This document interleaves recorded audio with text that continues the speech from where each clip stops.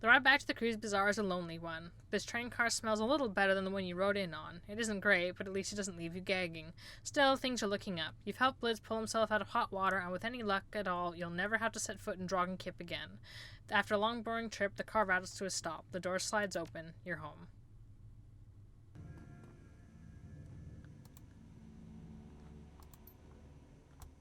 Afer, when you speak with the men who are not men, the fleshy puppets imprisoned behind glass, you must remember that they dream. They may not be real people by your definition of the term, but they do have dreams. That alone makes them worth saving. That was an awfully strange way to open a conversation. Was it? Then I am sorry. I didn't mean to offend. She looks away. I merely comment on what I see. Okay. Be well, elf. Hey, Daedric, not Daedric. Hi, Blitz. Let's have some words. Oh, hey, Chief. You're back, and you've got the box, right? He takes an eager step towards you, his hand extended. Give it here, if you please. Not just yet, Blitz. First, we need to have a chat about that whole meat grinder fiasco. Yeah, okay. Sure, we can talk about this, do a little post-mortem on the op, that sort of thing. He tries on a smile. For my part, I'd say it went great. I mean, mission accomplished, right? All's well that ends well and all that. In the future, we're gonna let Amstel do the planning for things like this. He's good at it. Yeah, that's fair. I've had a lot of experience at planning. He's had a lot of experience at the planning this sort of thing. He shuffles his feet. One advantage of being an old guy, I guess. So, anyway, was there anything in specific that you wanted to go over? He drums his fingers on the table. Go on. I'm all ears. The vault door, the one that you forgot to account for. Was that really an accident? His mouth drops. Of course it was, Chief. I'm shocked you'd even ask. What you think, that I'd purposely strand you in a bank vault? I mean, what kind of asshole would I have to be to do that? If that wasn't a part of your plan, then it was an oversight of epic proportions. You can see how that isn't much better, right? Oh, come on, Chief. Like you've never made a mistake. Look, you can lambast me all you like. Aside from that one little detail, the plan was perfect. I'm proud of my performance in there. It sounds like you're in the clear with Hasenkamp. Do you have any other debts that I need to worry about? Nah, nothing worth mentioning, and I mean it this time. We've been making good money, and I've paid off everyone else already. You got nothing more to worry about from me. Alright, Blitz, I guess you've earned this, whatever it is. Alright, thanks, Chief. Blitz turns the box over and over in his hands, a huge grin on his face. Let's plug this puppy in and see what it does. With a series of deft motions, Blitz pops the plastic cover on an unused expansion slot in his cyber deck and slides the mystery box home. A recessed LED light in the box goes from red to green. He boots up the deck, staring at the code that scrolls across his integrated display. Huh. Well, that's weird. The data card-coded onto this thing is jam-packed with comlink software. It looks like its protocols are all of the major brands. Sysadmin level tools, too, and there's something else. What do you see, Blitz? Slowly, a smile spreads across his face. This thing is like a master key for communication systems. With this box plugged into my deck, I could hack the comlink of just about anyone in the same room as me. How is that useful? He scoffs. Use your imagination, Chief. Just about every security goon in Berlin is wired to a comm system of some kind or another. If I can hijack those comms, then I can cause all sorts of confusion in the ranks on our runs. This is one hell of a toy. I can see why Grinder wanted it. Well, I can't wait to see what you do with it. Yeah, Chief, he grins. Me neither. So, is there anything else you wanted to talk about? Or can I stop playing around with this thing? Alright, Blitz, I'm satisfied. I can talk about something else. How's the Emily thing going? Any luck with the search? Yeah, actually, I've made some headway. For the first time in a year, I've got a solid lead. I thought I'd looked everywhere. Between my contacts and myself, we scoured all of M's old haunts, both in Meat Space and the Matrix. But what I never thought to do was dig for clues in my own cyber deck. It seems so obvious now, but back then I couldn't see it. I mean, she was running from me, right? So why would she leave any breadcrumbs for me to find? Anyway, I did some housekeeping and I discovered something. On the morning that Emily disappeared, some information vanished from my cyber deck as well. She did a good job of covering her track, but I can see the signs. She grabbed the file and ran. End of story. What kind of data are we talking about? No idea, Chief. I grabbed it on a lark when me and Emily were goofing around in the Matrix. The file was encrypted all to hell, and I never could get it open. I only took the damn thing because she told me not to. She said the security would be too tight and that I'd get myself killed. But I waltzed on in there and took it all the same. You should have seen me, Chief. It was a thing of beauty. I don't think I've ever been as much on my A game as I was that day. Blitz, where did you take this data from? A corporate database. You know, no big deal. Tell me which corporation, Blitz. Oh, you know, no one important. Blitz continues smiling at you for a few seconds, then looks away. I stole a file from Az Technology. A tinge of red crawls into Blitz's cheeks. He shuffles his feet. In hindsight, it might have not been the best idea. You're insane, Blitz. You don't mess with the Azzies, Blitz. Everyone knows that. Yeah, I guess. Emily wasn't too impressed either. Our only really big fight was over that stupid file. Anyway, time passed. Eventually we made up and laughed the whole thing off. Or at least I thought we did. Truth be told, I had forgot all about it until I realized the data had gone missing. Alright, so the love of your life took an encrypted file and bailed on you. What are you going to do about it? I don't know, Chief. This whole incident has me rethinking a lot of things. What if she took the file to protect the Azzies? What if she's with them? I gotta admit, this has me worried. I'm even more torn up now than I was before. He meets your gaze, and you can see the concern gnawing at him. I don't know what to do, but I'm open to suggestions.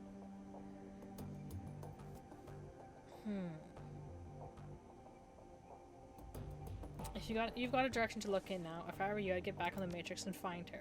He nods. Who am I kidding? You're right. I won't be able to stop thinking about this until I found her, so I might as well keep trying. Thanks, Chief. You've been a great help. Best of luck. Let me know how it turns out.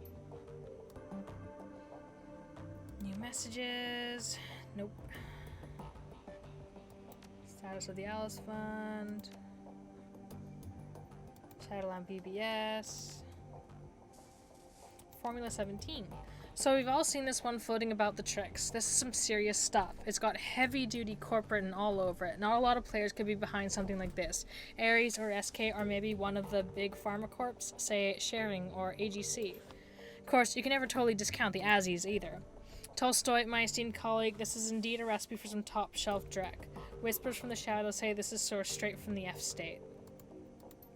Hello, boys. I'm a big fan. You know, long-time reader, first-time poster. Quite an interesting concoction you have there. I'm just itching to cook some up. So many interesting properties to play with. I've already got a few tweaks in mind for my own special version 2.0. You sure you want to do that? This stuff doesn't play nice, and corps are really bad at sharing their toys.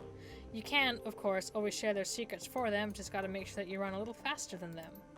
Always running. Hey, Clockwork? Like clockwork. Bandit, I'm touched by your concern, but don't you worry about little old me. I do declare this shall be ever such fun. Dragonkip banking woes. Like it has been a good old-fashioned bank heist in Dragonkip. One of those old, defunded banks still had some funds in it, apparently. Whoever was responsible wrote right in and transferred away a whole load of new yen.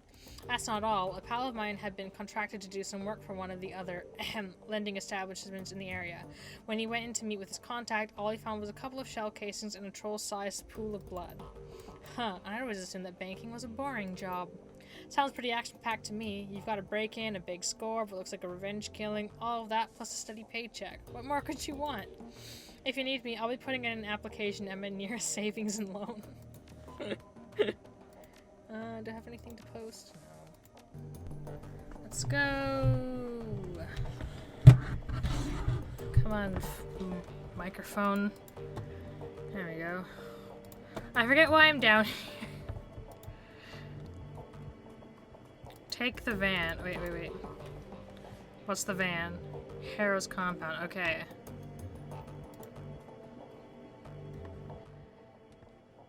Wow, I'm spoiled with choice, aren't I? The drive from the Cruise Bazaar to the Schomburg Forest was a long one. For over 6 hours, you and Glory rode in relative silence, with only the sounds of the road for company.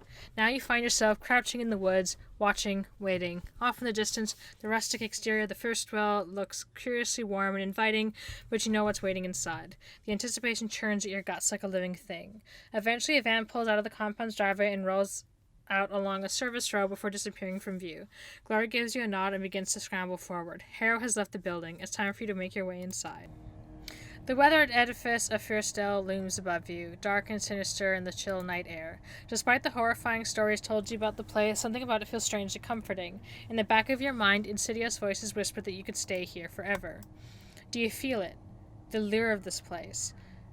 Glory gestures with a limb of chrome and steel. When I was a kid, when I was whole, the pull was irresistible. Yeah, I can't feel it. It's almost pleasant. It's meant to be. That's how it gets to you. It worms its way inside of you, changes you, and you don't even realize what's happening until it's too late. She looks at you and her eyes are dark. When she speaks again, her voice is quiet but steady. You're going to see some terrible things here, Afer. Fear still exists to prey on the young, and we're going to have to come face to face with that. Are you sure you're prepared for this? When you say the young, how young do you mean? I need to know what we're walking into. Teenagers mostly, 16 through 18, though there is the rare exception. That's young enough to make me feel uneasy. She nods. Me too, but we're going to put an end to it one way or another. So I'll ask you again, are you ready for this? I need an honest answer. I am as ready as I'm going to be. She studies your face for a moment longer, then looks away. Good. You want to compare notes? Make sure that we're both on the same page? She nods. We save the street kids and runaways that are living here. We take them away from this place before Harrow can turn them into monsters. We keep them from following in my footsteps. Any suggestions as how we approach this? Harrow keeps the shrine in the compound. It's the key to his control over the cultists. We're going to purify the shrine and break that control, and then we're going to lead the kids out of here. Tell me more about the shrine. It's a lump of rock about as tall as I am, inscribed with runes and encrusted with bone. Its power comes from an entity that Harrow bound into the stone, something very old and very dangerous, a toxic spirit. In many ways, it's the heart of this place.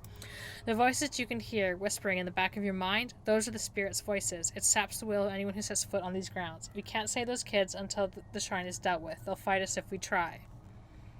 A few more details. That makes sense. If you have any questions, I'd be best to ask them now. So how do we purify the spirit? Some sort of ceremony or ritual? Something like that. It'll be easier just to show you. I've got everything we'll need right here. She pats the satchel that hangs from her shoulder. When the time comes, I'll conduct the ritual. But before I can do that, we're going to have to face the spirit on its own terms. And that's going to be dangerous, Afer. Why attempt to purify the spirit at all? Why not just try and kill it?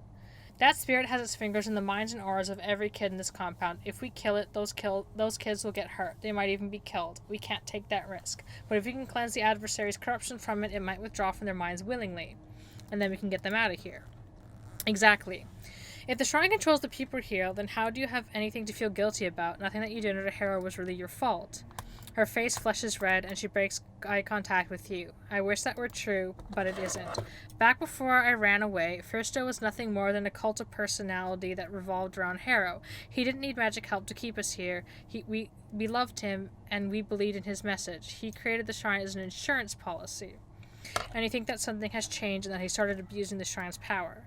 She nods. Yes, and I think that my escape was the cause of that change. I know Harrow. When I ran, it bruised his ego. His charisma and charm had failed him, and my disappearance rubbed his nose in that failure. He wouldn't be willing to change something like that happening again, to chance something like that happening again. Not when he has the means to prevent it. So the cultists here, they're like puppets. The shrine controls them? Not exactly. It's more insidious than that. Think of the shrine's influence as a drug. It lowers your inhibitions, makes you compliant. If you were to stay here for a couple of days, you'd fall in love with this place and you wouldn't even know why. All of Harrow's bullshit would start to make sense. You'd be happy. In essence, all of the street kids here are addicted to this place. That makes them a threat to you, yes. But it also makes them victims. Let's get back to talking about what we're doing here. Okay, I think we got everything to know. She nods and razors flick out of her fingertips. I'm with you, let's do it.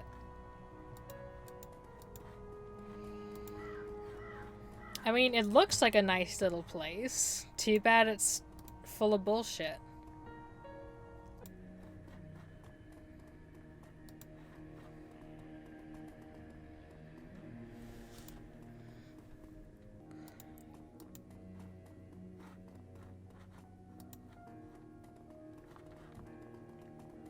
This place is pretty big.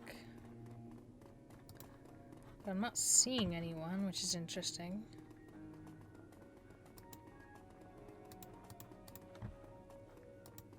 A lot of doors.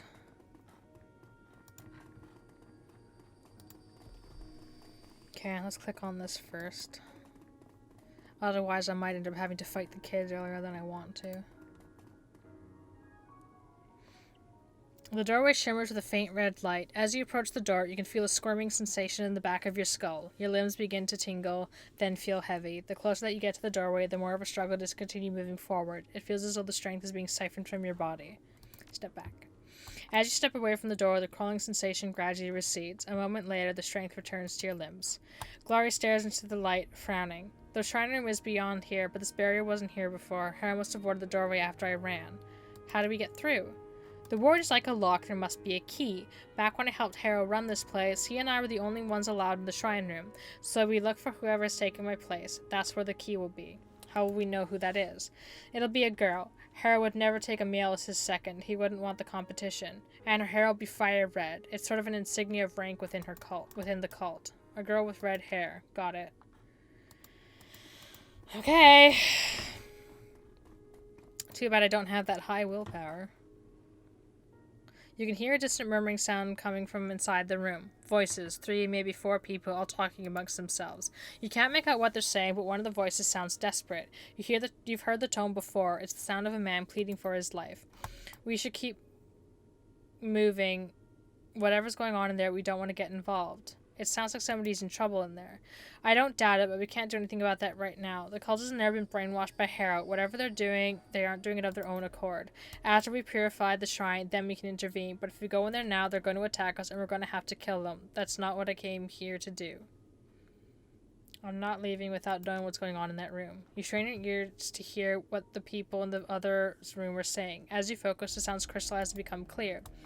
You shouldn't have come. The tools of the government aren't welcome at Fierstel. You hear a soft sound. You recognize it instantly, a blade being drawn from its sheath. We have a use for people like you. Please, think about this. I have kids at home, not much younger than you. The voice is low and full of dread. I'm not here to represent any government. I'm not a threat to you. I'm only doing my job. You're wearing a uniform that makes you a tool and a pawn and an enemy. Harrow said so. I'm just a park ranger. I'm only here to do a wildlife survey. I didn't even know that your people were out here. But now you do, and if you leave this place, others will find you. You brought this on yourself. No, please. The voice dissolved into a long, piercing scream. Step away from the door.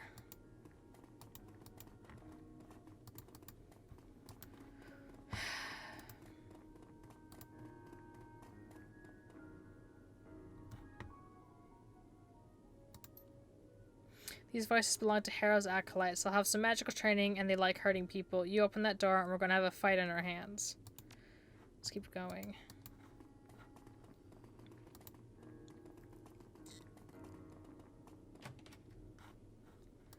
Oh, this is a garage.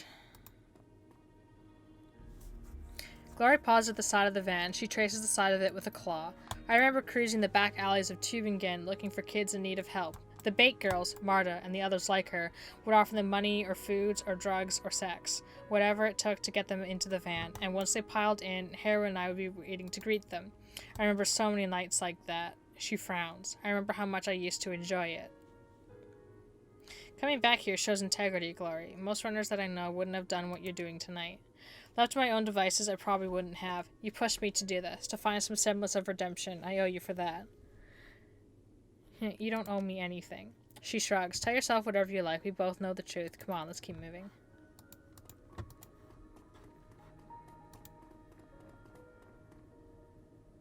This is the Initiate's dormitory. The new arrivals are brought here. There's still hope for these kids, Afer. Harrow hasn't had a chance to ruin them yet.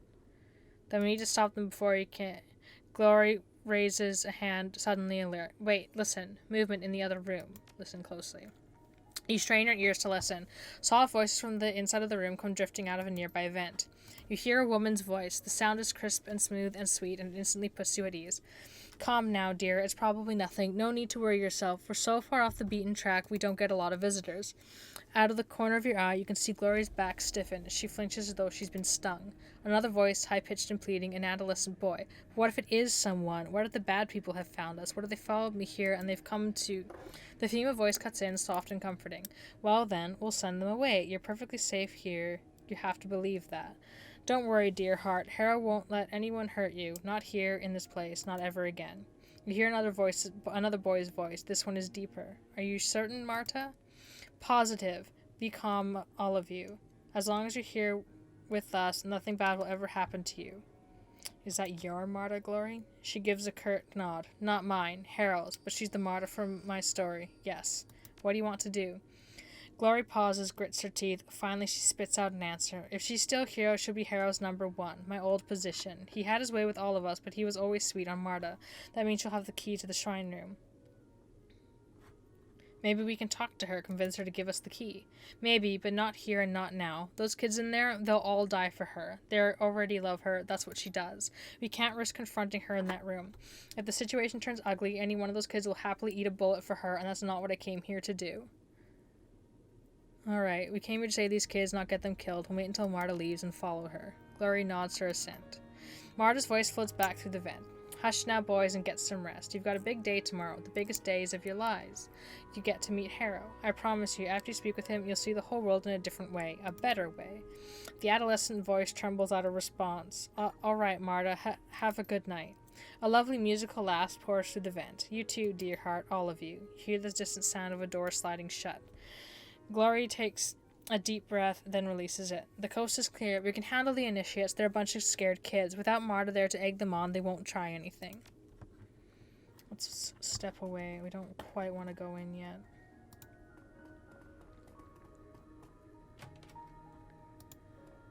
Is this something else? Ooh, medicine cabinet. It's mine!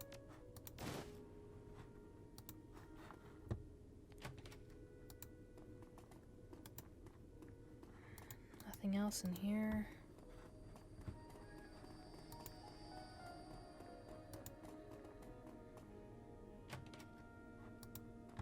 Looks like a kitchen.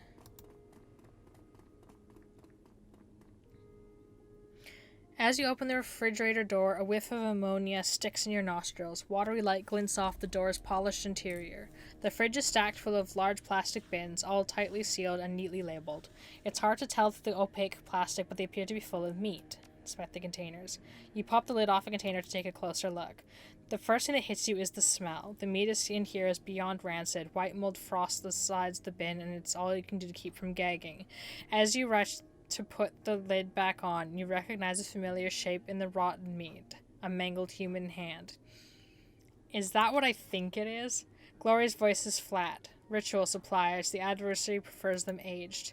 Harrow teaches all the initiates how to do it, how to harvest the meat, how to store it, how to label it. Nobody likes doing it at first, but you learn. By the end, it doesn't even bother you anymore.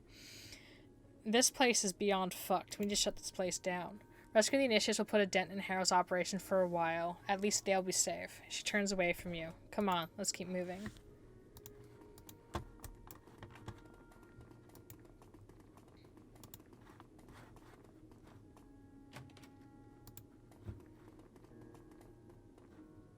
A large book. An ostensibly large tome sits cradled on this pedestal. The paper is robust and fibrous, and the binding has been expertly stitched. A steel plate running along the book's spine anchors it to the pedestal. Glory stares down at it, frowning. Harrow's manifesto, the handcrafted line of bullshit that he feeds to his initiates. We all ate it up with a smile and came away convinced that he was a genius. She leaves through the page with an articulated finger. Looks like he's expanded over the last few years. It's at least twice as thick when I lived here.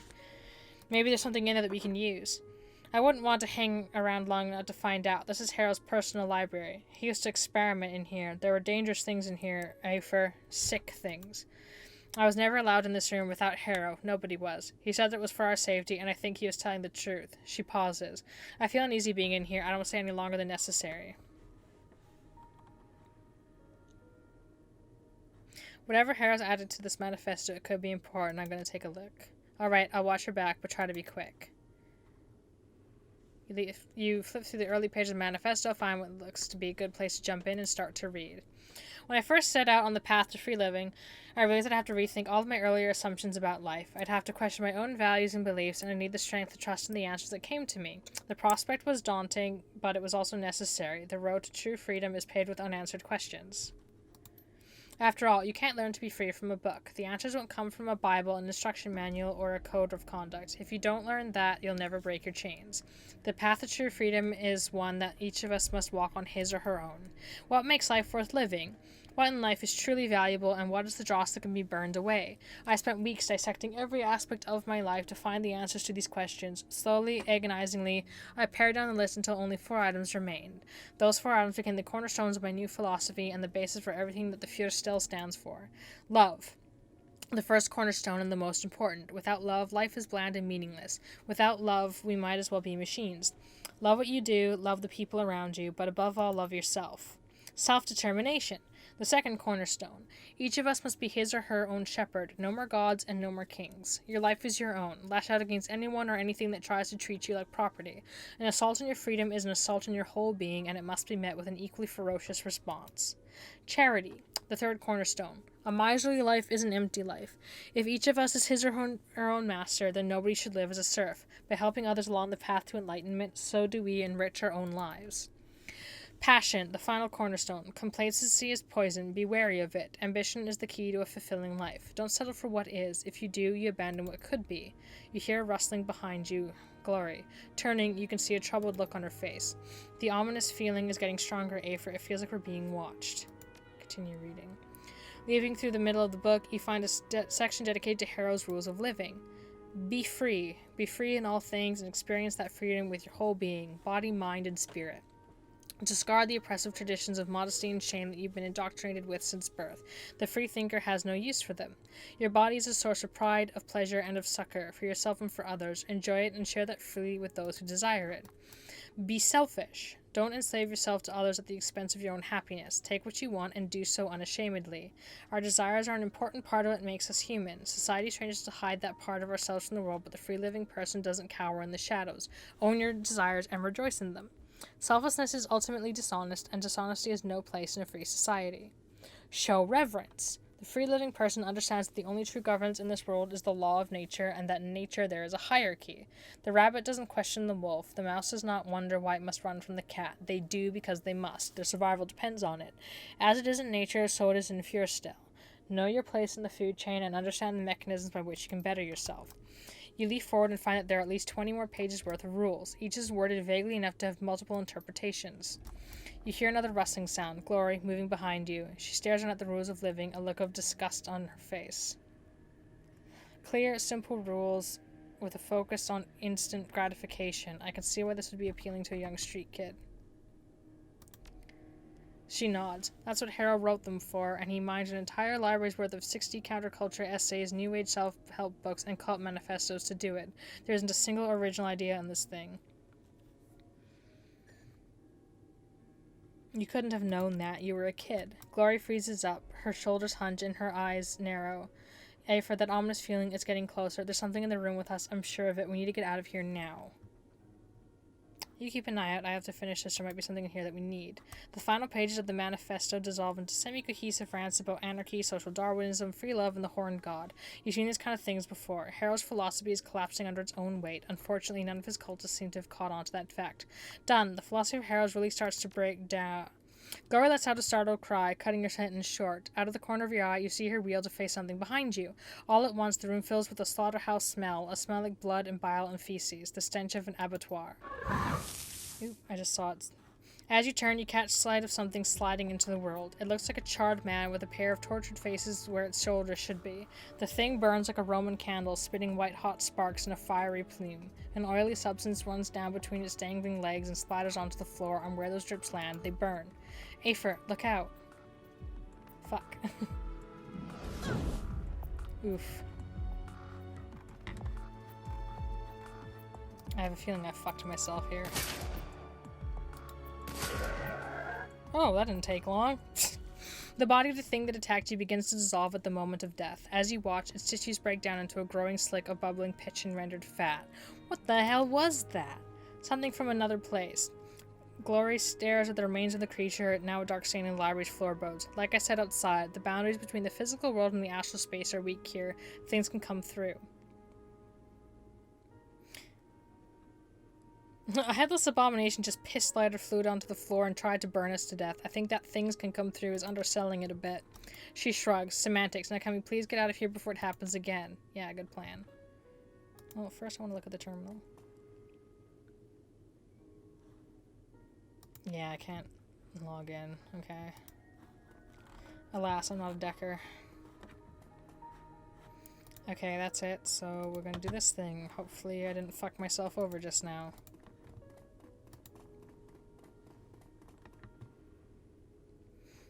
Open the door. Hey, kids. The initiate closer to the door whips his head up to look at you. He takes a stutter step backward in alarm, then opens his mouth to cry for help. You don't want to do that. Glory looks deep into the initiate's eyes, transfixing him. We're not here to hurt you. We're friends of Harrow's. Don't bother calling Marta out here. We're just going in there to have a word with her. The initiate eyes you nervously. His gaze flits to Glory, then His gaze flits to Glory, then falls to her cyber limbs. He swallows. Oh, yeah, okay. He takes a step back. You do that. The initiate by the door is staring at Glory's limbs, her eyes wide. She's a mousy little thing, probably somewhere in the vicinity of 17 years old, with purple contact lenses and a shock of blue hair. She glances up at Glory, blinking. You used to live here, didn't you? I've seen your picture before. Glory's expression remains neutral. Really? I think so. I didn't look at it long. I was in a room that I wasn't supposed to be in, but I'm pretty sure that it was you.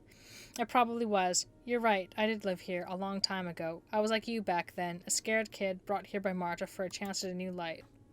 I like Marta. She's so nice. I always feel safe when I'm with her. Most adults aren't like that. They either don't notice you or they do for the wrong reasons. But Marta, she cares about us. There is a long pause, and then the initiate looks to you. Screwing up her courage, she speaks. Can I ask you a question? Go ahead, ask away. Well, I overheard Marta talking with Mr. Harrow yesterday. I think they were talking about our meeting with him, the one that Marta was just telling us about, where we learned to see the world in a different way. Go on. Well, I couldn't really hear the whole conversation, it was all muffled, but what I could hear was kind of weird. Mr. Harrow said some stuff about a shrine, and then it sounded like he changed the subject, because he started talking about dinner, something about chopping up meat. Well, Marta got real upset, said they're too new, they're not ready, make the older ones do it, stuff like that. But then Mr. Harrow said some other things, and then she calmed down again. When she left, she was smiling, and so I was just wondering, do you know what they were talking about? I want to make sure that Marta is okay, but I can't ask her about it because I don't want her to find out that I was eavesdropping. I think I know what Harrow has planned for you. Have you ever opened the door fridge in the other room? No, why? Is that we're going to make dinner? Glory cuts in, her voice is gentle. I wouldn't worry about it. We'll make sure that Marta is okay. All right, but don't tell her that I told you, please? Don't worry, we won't. How long have you been here, by the way? Almost a week. She shuffles her feet. Eventually she looks up with a small smile. It's wonderful. Of course it is. So much nicer than living on the street, isn't it? Glory's face is kind, but her tone is one of incredible sorrow. You be good, sweetie. Don't you worry. We'll take care of Marta. The girl smiles sheepishly and steps back. As you pass by her on their way to the door, Glory shoots you a sidelong glance. It's like I thought. Things have changed in the past few years. How so? Back when I lived here, Harrow would never have let such a fresh convert prepare a sacrifice. He'd wait until she was in so deep, until she felt so indebted to him that she couldn't turn tail and run. It was a rule. You let newcomers get settled for a month, maybe two, before teaching them the more unsavory aspects of cult life. Even then, you start them off slow. Their first lessons would use pork or chicken, never human meat. That didn't come until much later.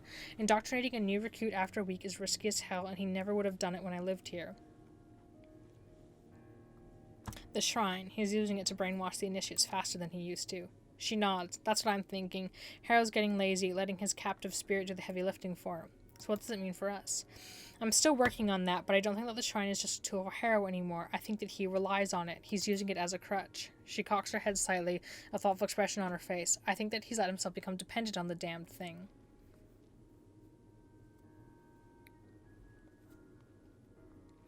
That girl's never going to have to do what we saw back in the kitchen. We won't let that happen. She nods, a fierce look in her eyes. On that we are agreed.